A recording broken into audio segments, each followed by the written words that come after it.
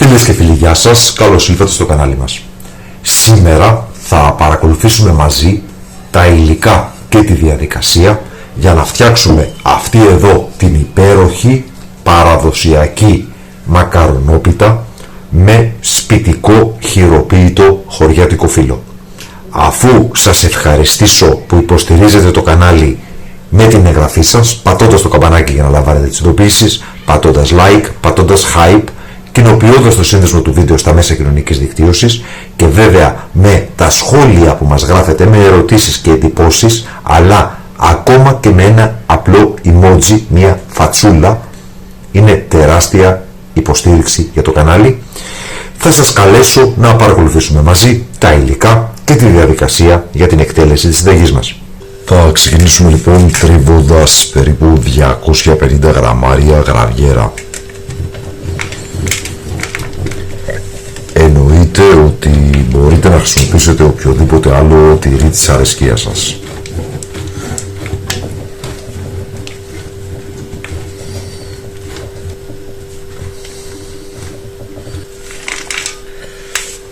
Η γραβιέρα μας είναι έτοιμη.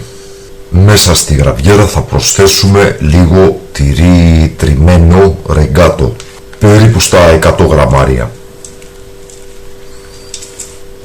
Η δοσολογία στα τυριά δεν είναι ακριβής, εξαρτάται από το αν ένα υλικό μας αρέσει, προσθέτουμε περισσότερο, αν δεν μας αρέσει, προσθέτουμε λιγότερο ή και καθόλου. Εξάλλου μην ξεχνάτε ότι κάνουμε μαγειρική και όχι ζαχαροπλαστική. Η ζαχαροπλαστική είναι χημεία και απαιτεί ακρίβεια, ενώ η μαγειρική απαιτεί φαντασία και αντίληψη στην κουζίνα. Η παραδοσιακή συνταγή απαιτεί φέτα περίπου στα 400 με 500 γραμμάρια. Επειδή όμως σε αυτό το σπίτι δυστυχώς η φέτα δεν αρέσει σε όλους, εμείς θα χρησιμοποιήσουμε ανθότυρο που έχει πιο ήπια γεύση.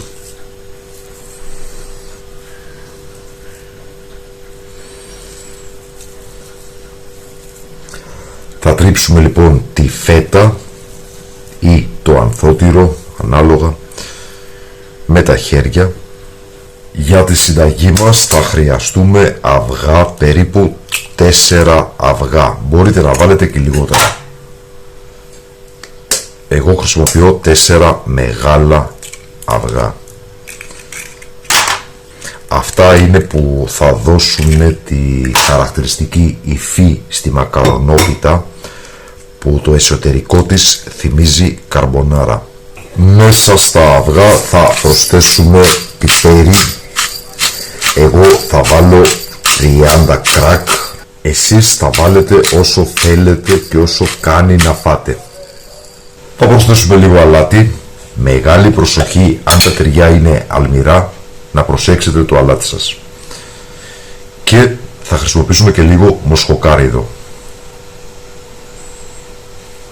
Με ένα πυρούνι θα χτυπήσουμε λίγο τα αυγά.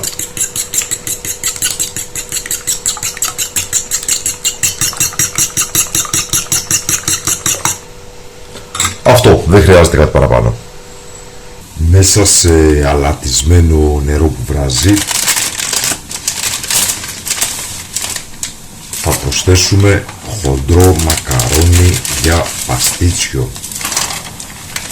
Μία συσκευασία 500 γραμμάρια.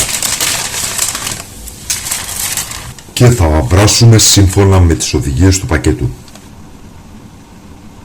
Εμένα αναφέρει 7 με 8 λεπτά, οπότε θα κρατήσω χρόνο. Στα 7 λεπτά θα αφαιρέσω τα μακαρόνια.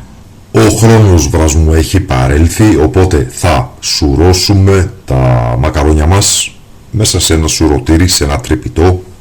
Έχουμε σβήσει την εστία και επιστρέψαμε την κατσαρόλα. Θα βάλουμε στην κατσαρόλα περίπου στα 100 γραμμάρια βούτυρο.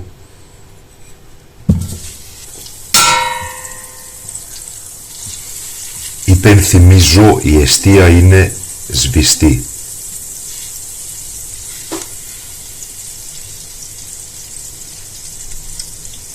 Και επιστρέφουμε τα μακαρόνια στην κατσαρόλα.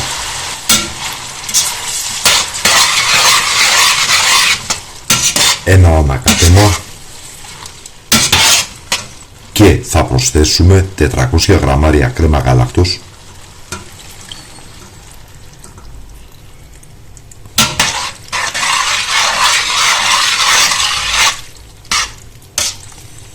...200 γραμμάρια γάλα,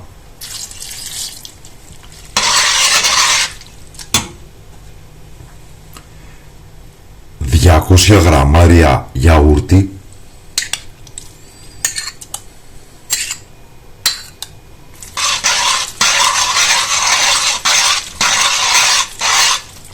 θα προσθέσουμε τα αυγά μας. Υπενθυμίζω 4 αυγά, μέσα στα οποία έχουμε προσθέσει αλάτι, πιπέρι και περίπου μισό κουταλάκι μοσχοκάριδο.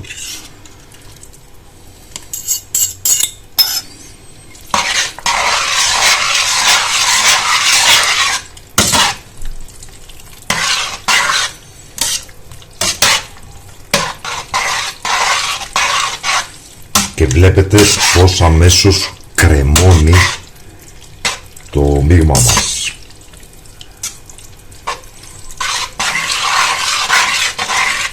Θα προσθέσουμε τη γραβιέρα και το ρεγκάτο. Υπενθυμίζω περίπου 250 γραμμάρια γραβιέρα και 100 γραμμάρια ρεγκάτο.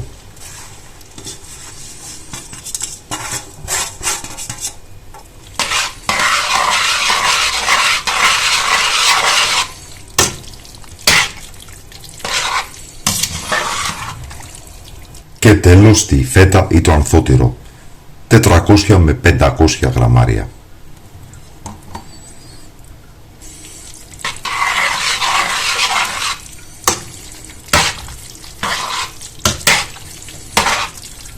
Και η γέμιση για τη μακαρονόπιτά μας είναι έτοιμη.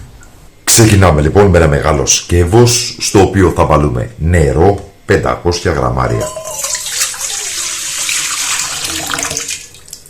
Θα προσθέσουμε ελαιόλαδο περίπου στα 80 γραμμάρια, 1 με 2 κουταλιές σούπας ξύδι, ένα κοφτό κουταλάκι του γλυκού αλάτι και για 500 γραμμάρια νερό θα χρειαστούμε 1 κιλό αλεύρι. Μπορείτε να χρησιμοποιήσετε οποιοδήποτε αλεύρι επιθυμείτε, ακόμα και το αλεύρι για κάθε χρήση.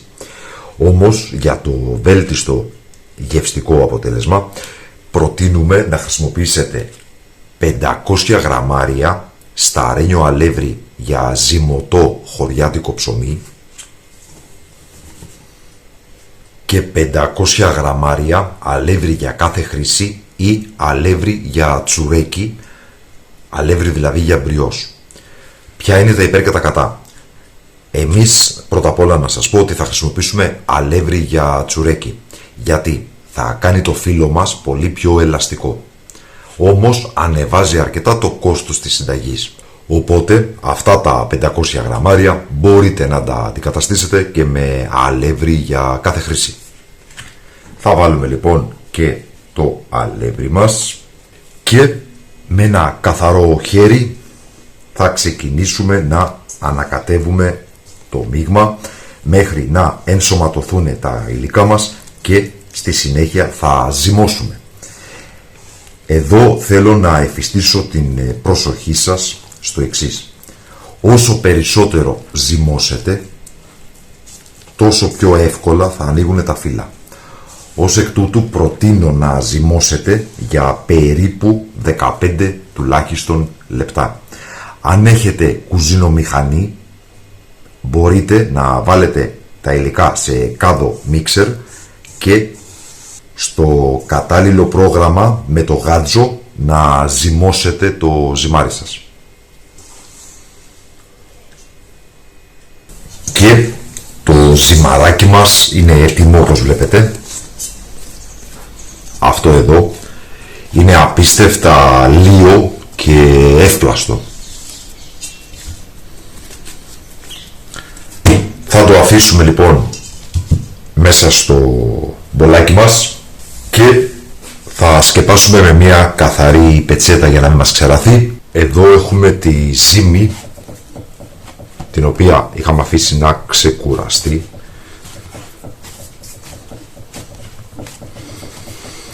και την οποία θα κόψουμε σε 8-9 κομμάτια.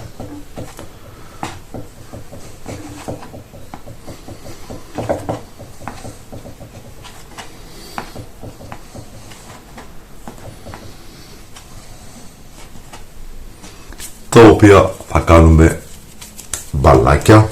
Μπαλάκια τα κάνουμε απλά και μόνο για να βοηθήσουμε να διατηρήσουν την υγρασία τους. Δεν χρειάζεται να παιδεύεστε ιδιαίτερα, επειδή σε όλα τα βίντεο βλέπετε ότι όλοι τα κάνουν μπαλάκια και σας δείχνουν κάτι ωραίες τεχνικές. Ωραίες αλλά άχρηστες. Τα κάνουμε μπαλάκια γιατί το σφαιρικό σχήμα έχει για τον ίδιο όγκο τη μικρότερη επιφάνεια, άρα θα εξατμιστεί λιγότερο νερό, άρα δεν θα στεγνώσει το ζυμάρι. Αυτό κάλλιστα μπορείτε να το προλάβετε σκεπάζοντας με μια διάφανη μεμβράνη τα κομματάκια της ζύμης, και ας είναι και τετράγωνα, δεν υπάρχει κανένα πρόβλημα. Θα βάλουμε λοιπόν λίγο αλεύρι στην επιφάνεια που θα δουλέψουμε. Εδώ έχω ένα πλαστήρι και με ένα ξύλο, με μια βέργα, με ένα μπλάστη θα ανοίξουμε το φύλλο μας.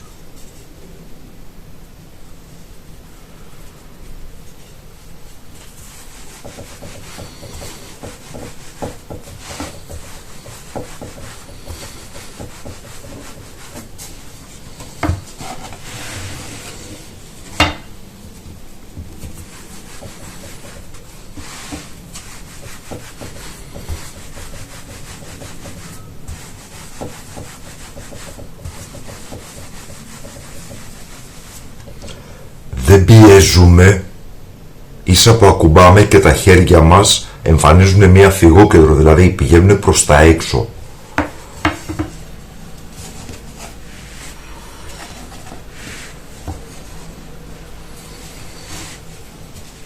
Εδώ βλέπετε, προς τα έξω τα χέρια.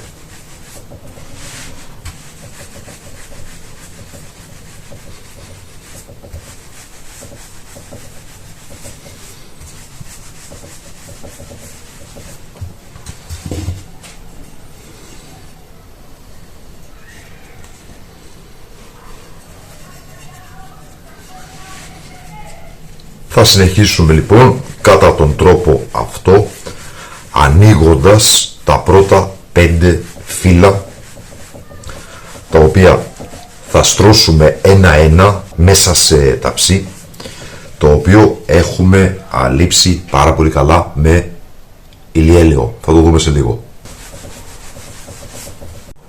Το πρώτο φύλλο είναι έτοιμο, οπότε το τυλίγω στη βέργα μου. Θα μπορούσα να το κάνω και πιο λεπτό βέβαια. Εδώ, όπως σας είπα, έχω το ταψάκι, το έχω αλείψει πολύ καλά με ηλιέλαιο, τον πάτο και τα τυχώματα, και θα βάλω μέσα το πρώτο φύλλο.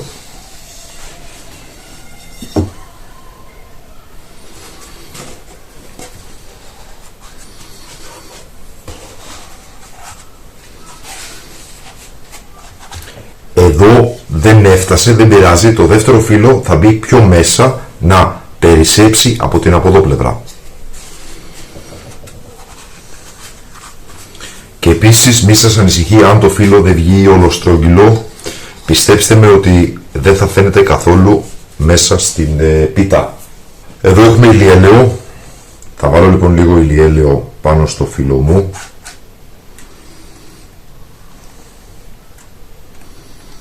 Θα χρειαστείτε περίπου στα 150 με 200 γραμμάρια ηλιέλαιο για να φτιάξετε μια νόστιμη πίτα. Μπορείτε εννοείται να βάλετε και ελαιόλαδο, απλά θα γίνει λίγο πιο βαριά. Λοιπόν, θα συνεχίσουμε κατά τον ίδιο τρόπο με τα επόμενα 4 φύλλα που θα τα στρώσουμε το ένα πάνω από το άλλο, ραντίζοντας με ηλιέλαιο ενδιάμεσα.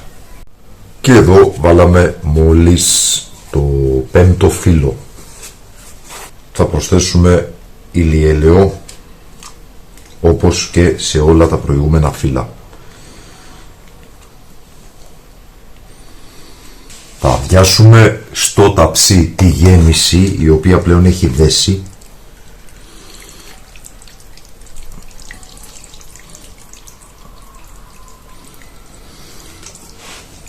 Θα απλώσουμε τη γέμιση να πάει παντού. Θα γυρίσουμε προς τα μέσα όλα τα πλαϊνά φύλλα της πίτας μας.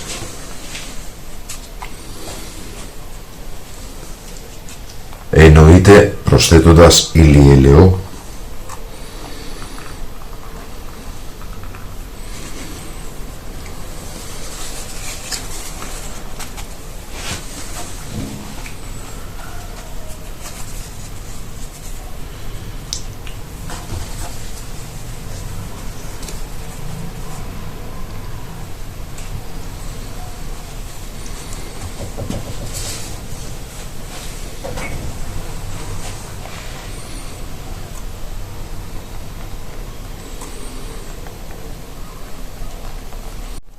Και θα συνεχίσουμε ανοίγοντας τα επόμενα 4 φύλλα και με τα υπόλοιπα φύλλα θα σκεπάσουμε τη μακαρονόπιτα.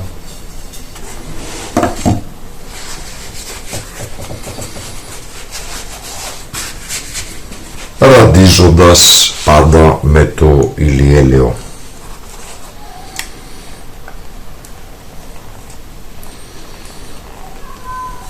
Συνεχίζουμε κατά τον ίδιο τρόπο με τα υπόλοιπα 3. Και εδώ έχουμε το τελευταίο φύλλο.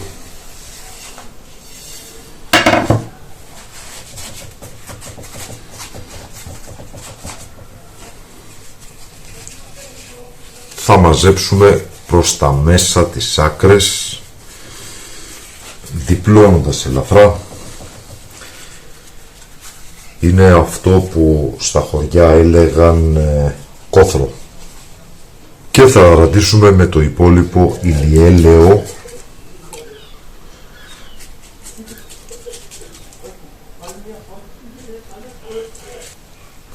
προσέχοντας να βάλουμε αρκετό και στις άκρες που είναι το μαζεμένο ζυμάρι, γιατί χωρίς λάδι δεν θα ψηθεί.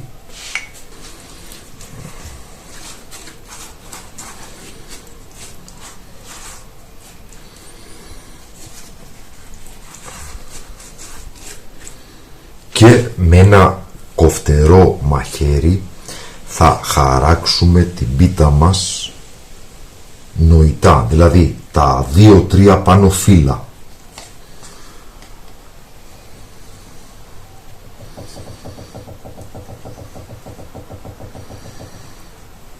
Γιατί όταν ψηθεί είναι δύσκολο να την κόψουμε αφενός, αφετέρου δε με τον τρόπο αυτό βοηθάμε για να ψηθεί σε βάθος.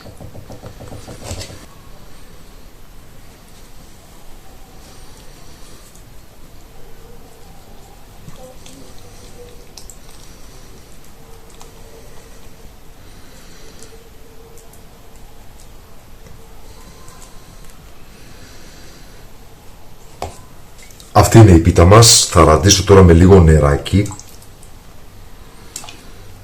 και θα ψήσουμε στους 200 βαθμούς Κελσίου για περίπου 1 ώρα με 1 ώρα και 15 λεπτά μέχρι να ψηθεί πάρα πολύ καλά και η κάτω πλευρά.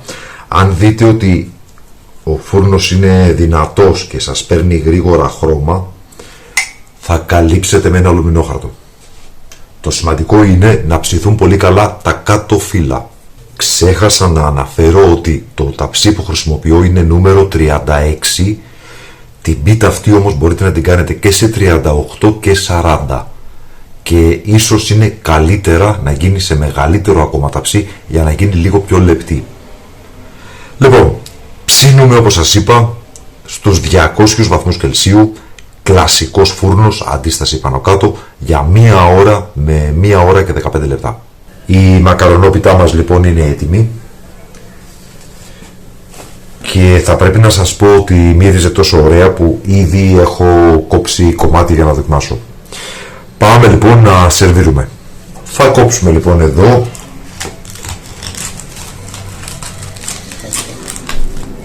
Εννοείται ότι το καλύτερο κομμάτι είναι αυτό εδώ το ακριανό, αλλά επειδή καταλαβαίνετε ότι δεν θα γράφει ωραία στην κάμερα, θα κόψω από το εσωτερικό.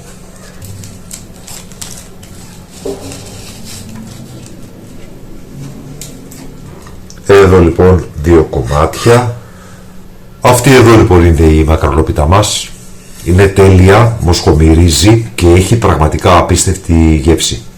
Αυτή ήταν λοιπόν η σημερινή μας συνταγή. Ελπίζουμε να σας άρεσε. Σας ευχαριστούμε που μας παρακολουθήσατε. Καλή συνέχεια, να είστε όλοι καλά.